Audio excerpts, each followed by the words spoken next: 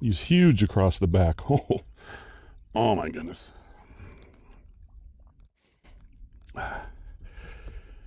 Oh, look at the size of that fish. Oh my goodness. Oh, Lordy. Oh, there we go. Look at that. That is a seven pounder at least. Which isn't very far. It's nothing like Mojave. Oh. It's a good one, yeah.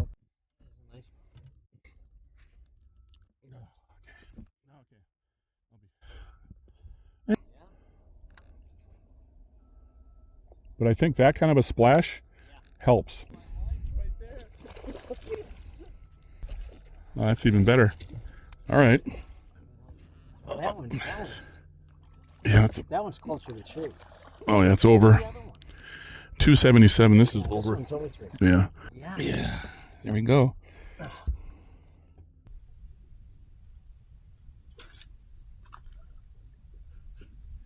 Oh, you got it too. I mean, yeah. Oh. See, that's what I didn't want. Yeah, I know. That's what I Fish has told this. you it was He's like, I'm going in that bush. Oh, that's better. Oh no, that's close. Yeah. That might.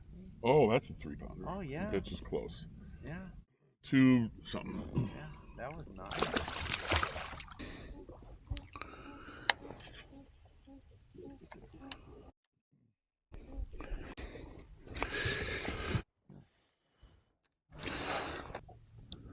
Oh, yeah. 3 pounder. Using my Power Senko technique, these are the fish I've caught in the last 6 months here in Arizona. So you can see it's a very effective shallow water technique. I call it Power Finesse because certainly I'm using it on really powerful rods and reels, line, and it's finessey because the Senko is very finessey. Thank you for stopping by. I hope you liked this video. Please, when you come across the part where you think is the most interesting, give me a like, and if you haven't subscribed, please do so. I'm going to give you the key elements that are necessary to really make this technique work, and it really does work when the fish are shallow. The first thing you need to start with, by the way, is the hook.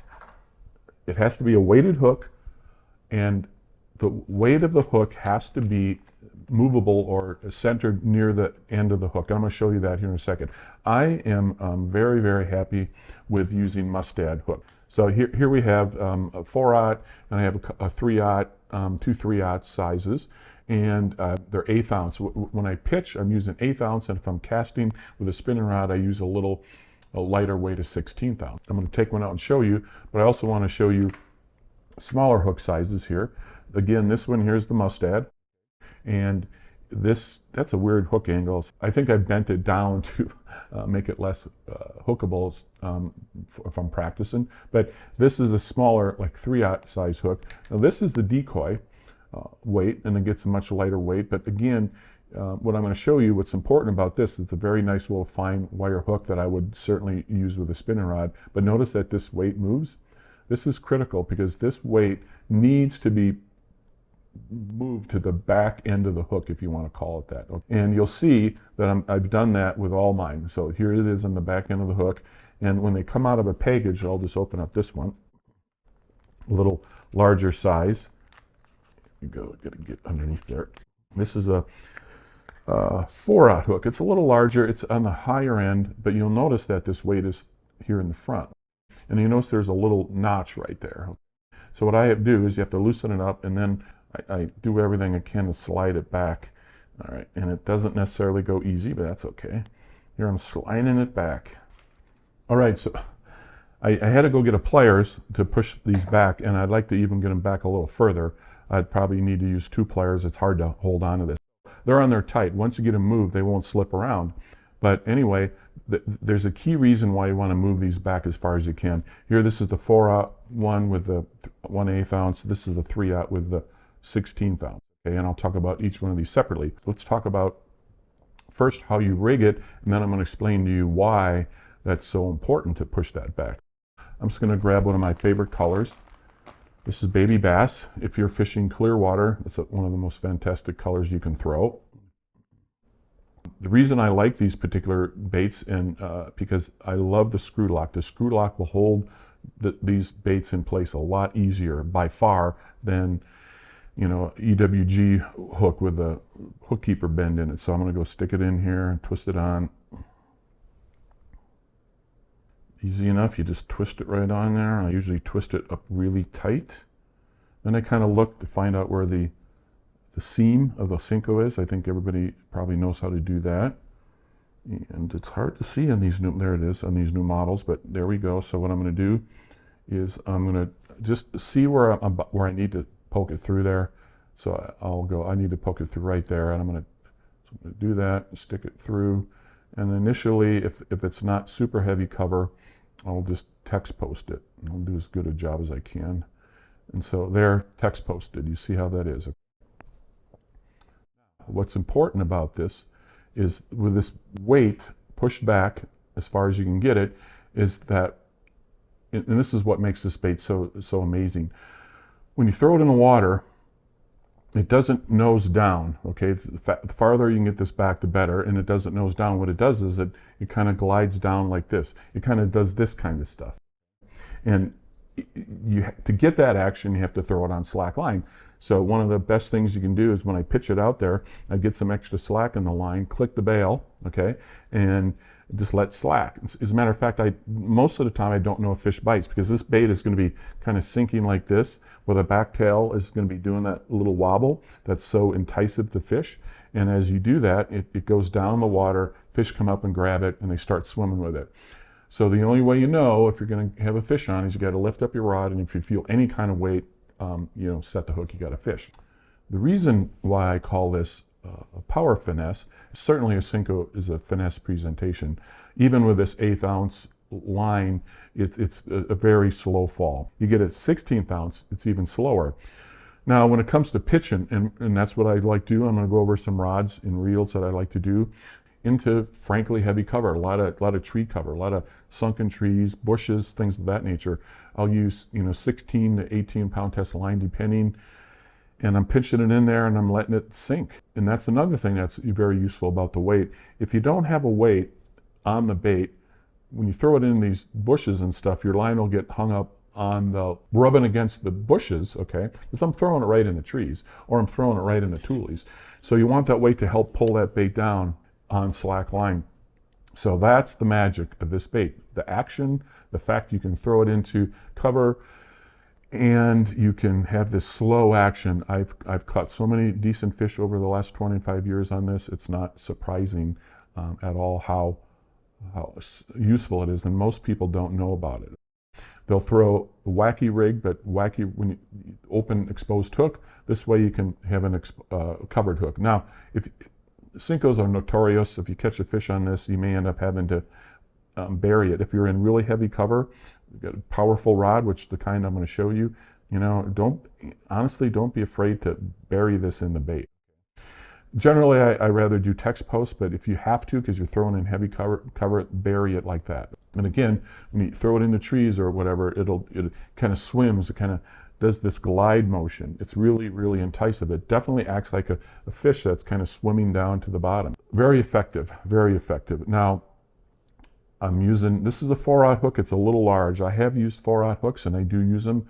And I think overall, I believe that perhaps a 3/0 hook would be a little better, which is this one.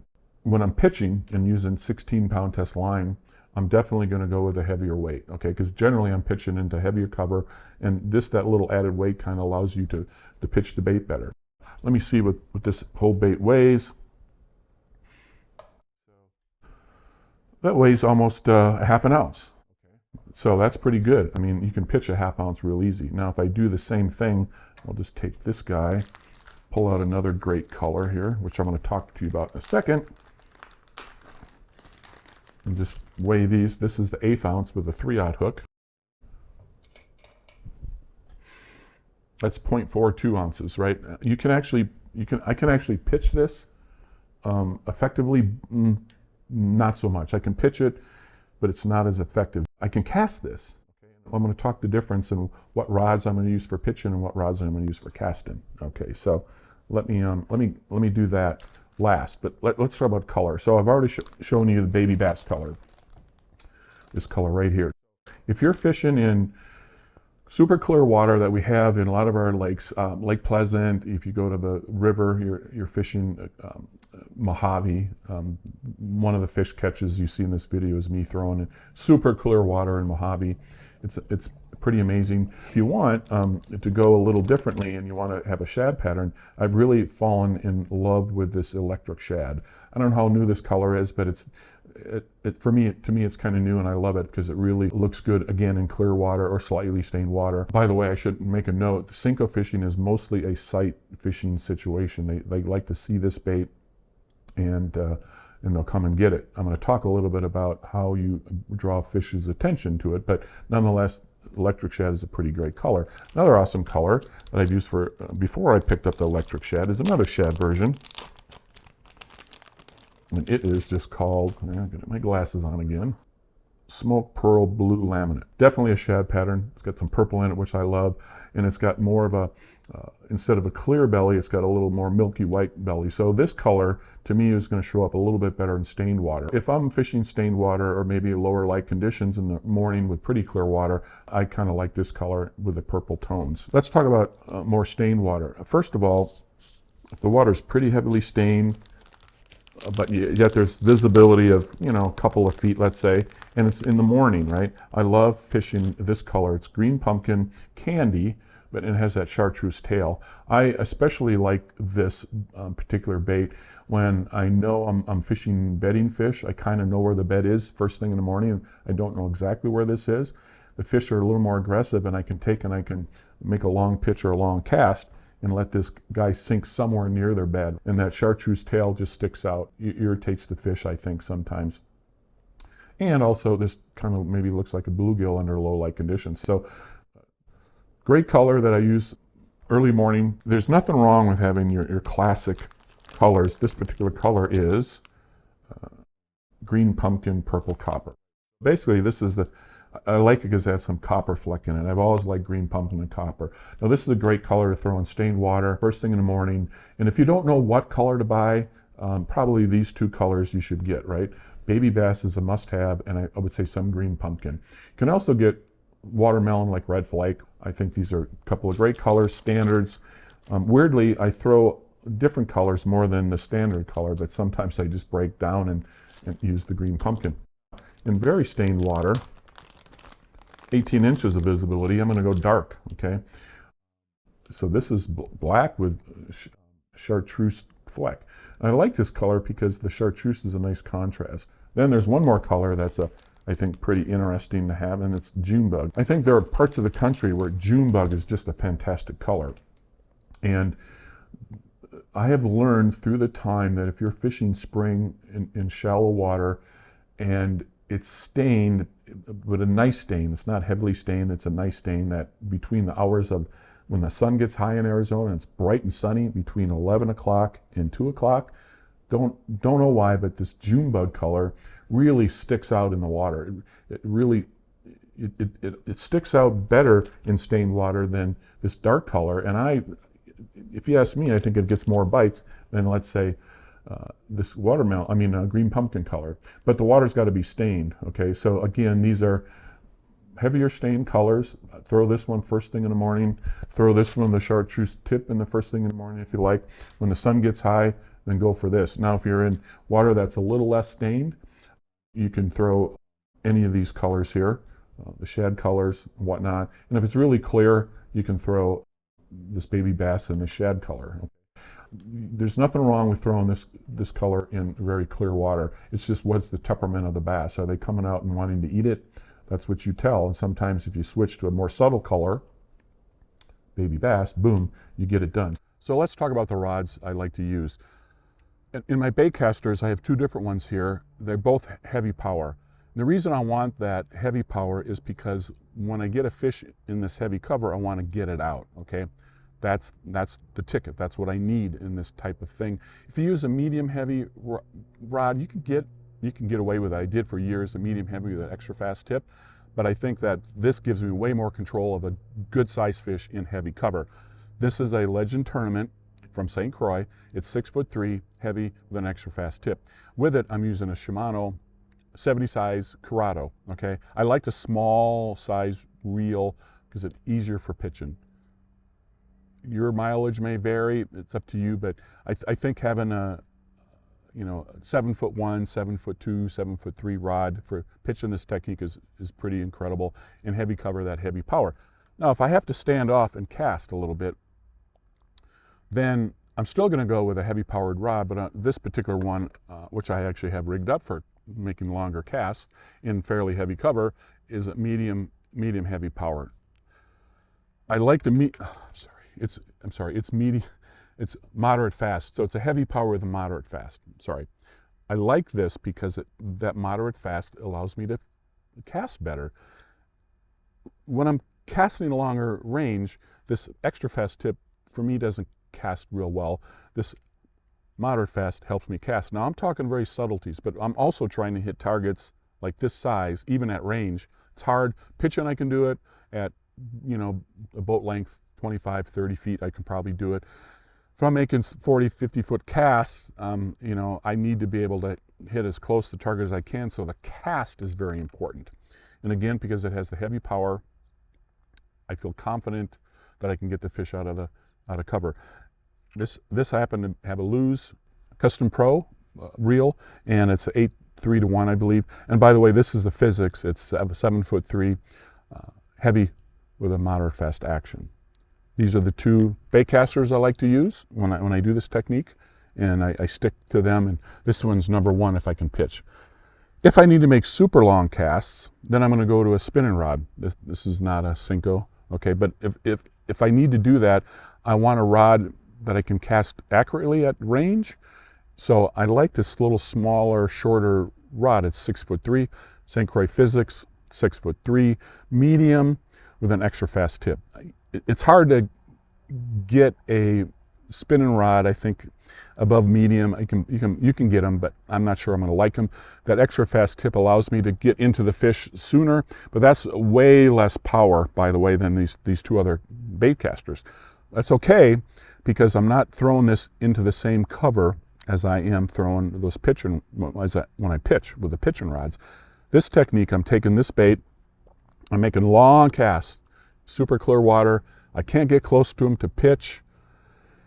This probably can work, but there are times when I think using this little short rod gives me more accuracy, and I can throw it away from the cover under the right conditions. That bait will splash into the water. It's just like a fish came up and ate something and it starts sinking, fish will come out and eat it. When the fish come out and eat it out of cover, whether it's tules or bushes or under docks, okay, if you're out in the real world where you have docks, the fish are going to turn and they're going to go right back in. That's what they're going to do. So once you get them on, you got to be able to take up that line. So I like a spinning reel that takes up line a little faster. In this case, you can use your favorite braid, I don't care, and probably 12-pound test line. If you're fishing pretty heavy cover and you still need to make those long casts, maybe go to 14. I don't know. I have done it with 12 and it seemed to work, but again, I was casting near the cover, not into the heavy cover. I do not believe that taking this rod with this power and throwing it into the heavy cover, into the middle of a tree and expecting to get a fish out is a good idea. I just don't think it's a good idea. Your mileage may vary. Anyway, I hope that gives you an idea. Oh, and one more thing, by the way. This happens to be 6'3". If you have a 6'10" rod, if you have a 7-foot rod, medium, fast tip, extra fast tip, probably all work just fine. It's what your confidence in with a little heavier line, making those long casts with that bait. It's fantastic. Anyway, one last thing I forgot to mention is you have to probably buy these online. A lot of stores don't carry them. They're pretty special. And so Tackle Warehouse does have them, for example.